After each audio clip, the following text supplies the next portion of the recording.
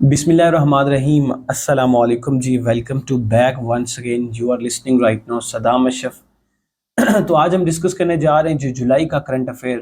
आज हम डिस्कस करने जा रहे हैं जुलाई 2024 पूरे मंथ का जो करंट अफेयर है उसको हम डिस्कस करने जा रहे हैं। ठीक है जी। तो इसमें आपको पता ही है कि हम आपको जनरल नॉलेज के हवाले से भी इंफॉर्मेशन जो है वो आप तक पहुंचाते हैं, आपको प्रोवाइड करते हैं। इस तरह से इंटरनेशनल करंट अफेयर और national current affair per month के हिसाब से हम आप तक पहुंचाते हैं। तो आज हम जो डिस्कस करने जा रहे हैं वो हमारे पास है जी जुलाई का करंट अफेयर 2024 का। इसको देखते हैं जी कि नेशनल और इंटरनेशनल लेवल पे कौन कौन से इंपॉर्टेंट इवेंट्स होते हैं जिसके हवाले से करंट अफेयर के हवाले से आपसे सवाल जो है वो पूछे जा सकते हैं। तो सबसे पहला क्वेश्चन है जी, आज़रबाईजान प्रेसिडेंट विजिटेड पाकिस्तान।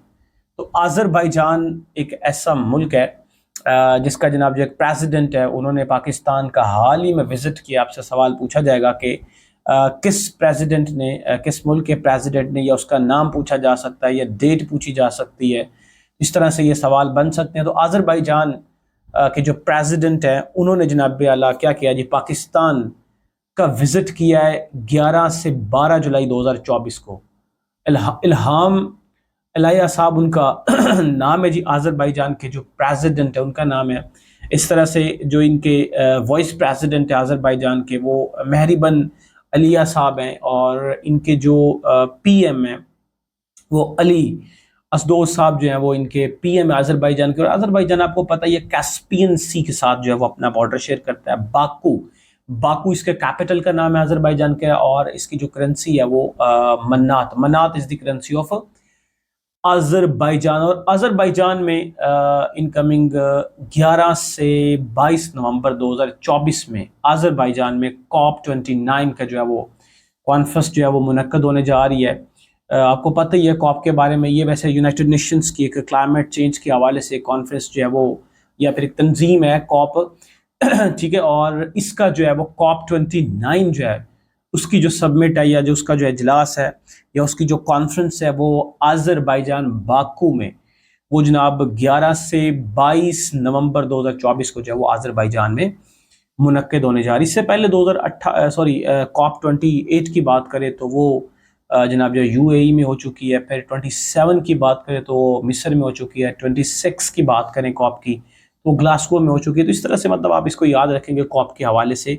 अभी जो स्टिल राइट नो COP29 है वो 11 से 22 नवंबर 2024 को आज़रबाईजान बाकू में जब वो मुनक्किद होने जा रही है। ठीक है जी। और इस तरह से आज़रबाईजान और आर्मीनिया के बारे में भी आप याद रखेंगे। आज़रबाईजान और आर्मीनिया जो एक दूसरे के साथ ये हमसाया ममालिक है, जिस तरह से पाकिस्तान और इंडिया है। तो इनके दरमियान नगोर्नो काराबाख का एक इलाका है जो कि इनके दरमियान जो डिस्प्यूटेड एरिया चल रहा है। सवाल आपसे पूछा जाएगा कि नगोर्नो काराबाख एक रीजन है, एक एरिया का नाम है, किन दो ममालिक के दरमियान डिस्प्यूटेड एरिया? तो आर्मीनिया और आज़रबाईजान के दरमियान है।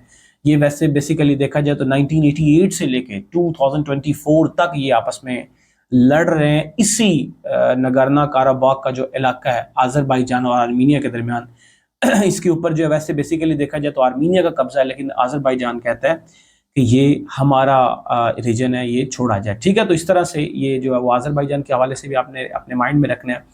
अच्छा जी, नेक्स्ट क्वेश्चन है, president of United nation high commissioner for refugees, इसने भी विजिट किया जी पाकिस्तान का। कब किया? 9 जुलाई 2024 को। आपको पता हम जुलाई 2024 के जो है वो करंट अफेयर हम डिस्कस कर रहे हैं।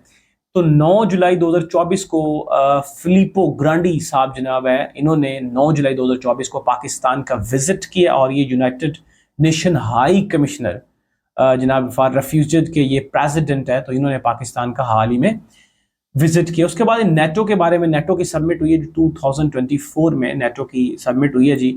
और ये कहाँ पे हुई है इसके बारे में हम डिस्कस करते हैं। अच्छा देखें, ये जो नेटो है, सबसे पहले तो आपको इसके बारे में पता होना चाहिए कि नेटो बनी कब है। तो ये 4 अप्रैल 1949 की बात है।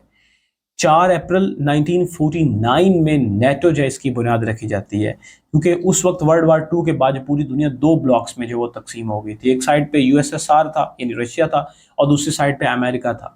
तो ये अमेरिका ने एक मिलिट्री अलायंस बनाई थी जिसे नॉर्थ अटलांटिक ट्रीटी ऑर्गेनाइजेशन बोलते हैं। तो इसमें जनाब जो है वो मुख्तलिफ ममालिक जो है वो इसके मेंबर बने हैं। तो अभी देखा जाए स्टिल राइट नो तो इसके जो तकरीबन 32 ममालिक जो है वो इसके मेंबर बन चुके हैं नेटो के। ठीक है, और हाल ही में 7 मार्च 2024 में इसका जो है वो स्वीडन जो इसका मेंबर बन चुका है। और इस तरह से ही उससे पहले जो फिनलैंड बना था 2023 में आई थिंक। और इस तरह से ये जो नेटो है, अगर तुर्की भी देखें, हमारे पास जो टर्की है, तो वो भी 1952 में जाके जो है वो नेटो का क्या कर बनता है जी, मेंबर बनता है। ठीक है जी। तो इसका जो हेडक्वार्टर है वो ब्रसल्स में है, बेल्जियम में है। ठीक है, और ये जो 2024 का इजलास हुआ है ये कहाँ पे हुआ है जी, ये वॉशिंगटन डीसी में हुआ है। इसके बारे में आपने अपने माइंड में जरूर रखना है, इसके हवाले से जो आपसे सवाल जो है वो जरूर पूछा जाएगा। ठीक है जी, नेटो एक इंपॉर्टेंट हमारे पास एक मिलिट्री अलायंस है, इसके हवाले से जरूर सवाल पूछा जाता है। ठीक है जी, चले नेक्स्ट मूव करते हैं जी। वर्ल्ड पॉपुलेशन डे, तो पूरी दुनिया में जो पॉपुलेशन डे है वो वैसे 11 जुलाई को जो है वो हर साल मनाया जाता है वर्ल्ड पॉपुलेशन डे। और अगर पॉपुलेशन के हवाले से देखा जाए तो पूरी दुनिया में सबसे ज़्यादा पॉपुलेशन आपको पता है पहले चाइना की थी, अब इंडिया का नंबर आ गया जी। इंडिया फिर पहले नंबर पे आ गया, चाइना दूसरे नंबर पे, यूएसए तीसरे नंबर पे, इंडोनेशिया चौथे नंबर पे, और 5वें नंबर पे पाकिस्तान जो है वो उसने अपनी जो वो पोजीशन जमाई हुई है। और फर्स्ट सेंसस जो है वो पॉपुलेशन या फिर पहली जो मर्दमशुमारी पाकिस्तान में हुई थी 1951 में हुई थी, ये भी आप याद रखेंगे। ठीक है, हर 10 साल बाद ये पॉपुलेशन जो है वो मर्दमशुमारी जो होती है और इसकी स्टडी को डेमोग्राफी बोलते हैं। अच्छा, जिसके बाद ईरान के इलेक्शन हुए जो 2024 में, पहले 28 जून को हुए थे लेकिन उनका वो खतरा खा नतीजा नहीं निकला, फिर 5 जुलाई को हुए हैं जी, जुलाई के मंथ में। तो मसूद पेज़ेश्किन साहब जो है वो इसके प्रेसिडेंट बने और 55% इन्होंने वोट लिए थे। और इस तरह से ये क्या बने जी, प्रेसिडेंट बने। और वॉइस प्रेसिडेंट की बात की जाए तो मोहम्मद जनाब जो है वो रज़ा आरिफ साहब जो हैं वो बनते हैं। और इस तरह से अल्लाह खामनाई जो है वो आयतुल्लाह खामनाई साहब जो है वो क्या बनते हैं जिसके सुप्रीम लीडर हैं इसके ईरान के। और आपको पता है ये मई में 19 मई आई थिंक ग़ालिबन ये है डेट, 19 मई 2024 में ये जो इब्राहिम राइसी साहब हैं वो क्या होता है जी, उनका हेलीकॉप्टर जो है वो क्या होता है, क्रैश हो जाता है। वो हेलीकॉप्टर हादसे में क्या हो जाते हैं जी, शहीद हो जाते हैं। ठीक है जी। अच्छा, उसके बाद एससीओ की सबमिट हुई है जी 2024 में। अच्छा, एससीओ के बारे में थोड़ा सा मैं आपको बता दूं, इसका बैकग्राउंड बता दूं। एससीओ वैसे बेसिकली 1996 में 1996 में एससीओ की बुनियाद रखी गई और उसमें 5 ममालिक थे। उसको शंघाई 5 का नाम दिया गया था। अगर देखा जाए तो रशिया है, काज़ाकिस्तान है, इस तरह से आपके पास किर्गिस्तान है, उस तरह से ताजिकिस्तान था और चाइना था। ये 5 मुल्कों ने मिलकर शंघाई 5 बनाया था। फिर 2001 में उज़्बेकिस्तान आया था। तो फिर 2015 जून 2001 में जनाब जो है वो एससीओ का नाम जो है वो बाकायदा तौर पे क्या रख दिया था, शंघाई कॉरपोरेशन ऑर्गेनाइजेशन, यानी शंघाई 5 पहले थी, उसका नाम क्या रख दिया गया, एससीओ का 15 जून 2001 में। ठीक है, इस तरह से अभी स्टिल राइट नो जो इसके टोटल मेंबर्स की तादाद है वो तकरीबन 10 जो वो डिफरेंट मेंबर्स हैं एससीओ के। और 2017 में पाकिस्तान और इंडिया इसका हिस्सा बने थे। और इस तरह से 2023 में जो है वो ईरान बनता है और इस तरह से 24 में बेलारूस बनता है। इस तरह से इसके टोटल जो मेंबर्स की तादाद है वो कितने इस वक्त स्टिल राइट नो 10 हैं। अफगानिस्तान और मंगोलिया जो इसके वो क्या है ऑब्जर्वर स्टेट है। ठीक है जी। तो ये एससीओ की सबमिट हुई है जी 2024 में। एससीओ की ना बेसिकली 2 तरह की सबमिट होती है, एक होती है हेड ऑफ द स्टेट्स की होती है और एक होती है हेड ऑफ द गवर्नमेंट की होती है। तो 2 डिफरेंट इसकी जो है वो सबमिट होती है। ठीक है, तो एक जनाब जो इसकी जो हुई है 3 से 4 जुलाई 2024 में, ये काजाकिस्तान में हुई थी, उसका कैपिटल आस्ताना वहां पे हुई थी। ठीक है, और ये जो सबमिट थी ये क्या कौन सी सबमिट थी, हेड ऑफ द स्टेट की थी। इसकी ये कॉन्फ्रेंस थी, ये सबमिट अजलास किसका था, हेड ऑफ द स्टेट का था। ठीक है जी। और आगे चल के जनाब जो वो 15 से 16 अक्टूबर 2024 में पाकिस्तान में इस्लामाबाद में 23rd जो सबमिट होती है एससीओ की, वो हमारे पास किसकी होती है जी, वो हेड ऑफ द गवर्नमेंट की होती है। ये आपने थोड़ा सा फर्क जानकर जीना है, पेपर वाला यहाँ पे थोड़ा सा कंफ्यूज कर देता है। ठीक है, एससीओ के 2 मुख्तलिफ इजलास होते हैं, एक हेड ऑफ द स्टेट के होते हैं, एक हेड ऑफ द गवर्नमेंट के होते हैं। पाकिस्तान में देखा जाए तो हेड ऑफ द स्टेट हमारा प्रेसिडेंट होता है और हेड ऑफ द गवर्नमेंट हमारा प्राइम मिनिस्टर साहब होते हैं। ठीक है जी। तो इस तरह से एससीओ के 2 मुख्तलिफ इजलास होते हैं। तो ये जो 3 से 4 जुलाई 2024 में एससीओ की सबमिट हुई है, तो ये हेड ऑफ द स्टेट की हुई है। ठीक है, काजाकिस्तान में हुई, आस्ताना में हुई है। अब 2025 में आगे चल के चाइना में आई थिंक होगी। ठीक है, इस तरह से जो 15 से 16 अक्टूबर 24 में जो सबमिट हुई है इस्लामाबाद में, ये 23rd ये हमारे पास अजलास था।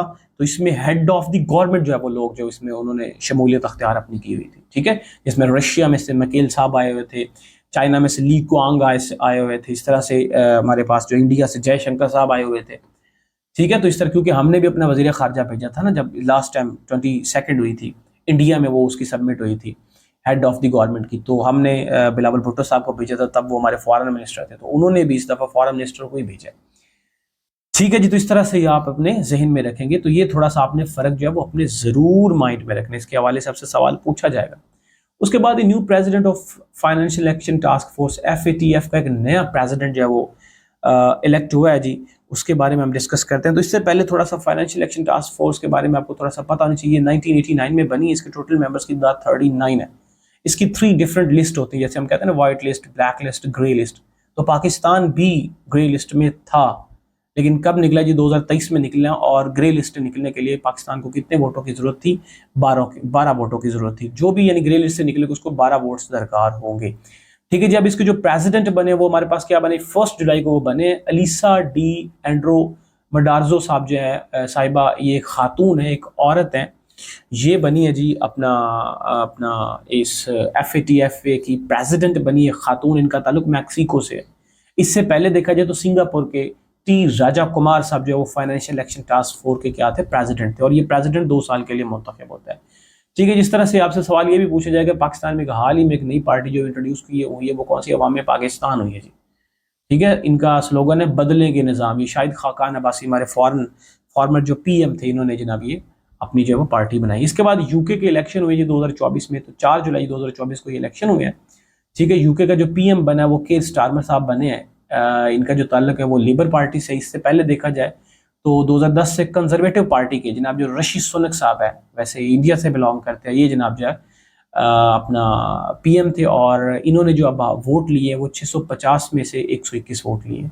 और केर स्टारमर साहब ने कितने वोट लिए? 650 में से 411 वोट लिए। और हुकूमत बनाने के लिए तकरीबन 326 वोटों की जरूरत होती है। तो इसलिए जनाब जो केर स्टारमर साहब है जिनका जो ताल्लुक है वो लेबर पार्टी से है, तो ये क्या कर गए जनाब? जीत गए और ये PM बन गया यूके के, यूनाइटेड किंगडम के, क्या बन गया? PM बन गया, ठीक है जी। इस तरह से सादिक खान साहब जो है वो आपको पता है कि वो लंदन के क्या है?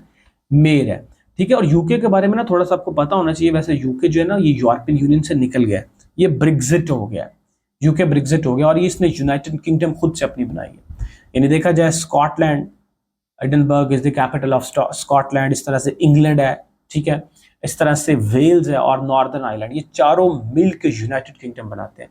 और ये ब्रेग्जिट हो गया था आई थिंक 31 जनवरी 2020 में। ये जो यूके ये यूरोपियन यूनियन से निकल गया था, ठीक है जी। तो इसने यूनाइटेड क्या बनाया जी? किंगडम बनाया। तो ये आपने अपने याद रखना अपने जहन में। इसकी वैसे ना अगर सीटों की बात की जाए तो यूके में जो हमारे पास 2 हाउसेज होते हैं, एक हाउस ऑफ लॉर्ड होता है, एक हाउस ऑफ कॉमन होता है। तो हाउस ऑफ लॉर्ड्स की जो सीटें होती है वो 785 होती हैं और हाउस ऑफ कॉमन की 650 होती है। तो ये वोट जो बने हैं, ये जो हुए हैं, ये 650 हाउस ऑफ कॉमन में से 411 के स्टारमर लिए, 326 जरूरत होती है PM बनने के लिए, ठीक है जी। तो इस तरह से ये आ गया जी, आप अपने जहन में रखेंगे। इस तरह से हमारे पास फर्स्ट वुमेन हमारे पास chief justice of Lahore high court की बनी है। तो जस्टिस आलिया नीलम साहिबा जो है ये फर्स्ट फीमेल है जी chief justice of high court. इनके बारे में आप याद रखेंगे, ये सवाल आपसे ज़रूर पूछा जाएगा। ये हमारे पास फर्स्ट वुमेन में से बनी है जी chief justice of Lahore high court. इनका नाम है जस्टिस आलिया नीलम साहिबा जो है ये चीफ जस्टिस बनी है जी लाहौर हाई कोर्ट की। अच्छा, उसके बाद हमारे पास ही पाकिस्तान के पहले मसीह फौजी अफसर जनाब जो वो मेजर जनरल बनते, उनका नाम है General Julian Peter from Rawalpindi से ये बिलोंग करते हैं। ये पाकिस्तान के मसीह बरादरी से पहले फौजी मेजर जनरल बनते हैं। और इस तरह से देखा जाए तो हमारे पास डॉक्टर हिलियन मैरी रॉबर्ट साहिबा जो है वो पाकिस्तान में मसीह बरादरी से ताल्लुक़ रखती हैं। और ये फर्स्ट ये जो नॉन मुस्लिम है ये जनाब क्या बनी है? ये ब्रिगेडियर बनी है। और जो कि किससे ताल्लुक़ रखती है? ये भी क्रिश्चियंस है और मसीह बरादरी से ताल्लुक़ रखती है, ठीक है जी। तो इस तरह से जनाब ये हमारे पास जो करंट अफेयर है ये हमारे पास जुलाई का हो गया। अब जो हमारे पास नेक्स्ट इंशाल्लाह हम डिस्कस करेंगे वो हमारे पास क्या होगा जी, अगस्त 2024 का करंट अफेयर डिस्कस करेंगे। हम पर मंथ के हिसाब से करंट अफेयर डिस्कस कर रहे हैं, पूरे मंथ में तकरीबन यही करंट अफेयर है, इसके हवाले से सवाल पूछे जाएंगे, तो ये आप अपने माइंड में ज़रूर रखें। इसके हवाले से कोई भी सवाल हो तो विदाउट एनी हेजिटेशन मुझसे डिस्कस करें। आज के लिए फिर इतना ही काफ़ी है, मुझे इजाज़त, अल्लाह हाफ़िज़।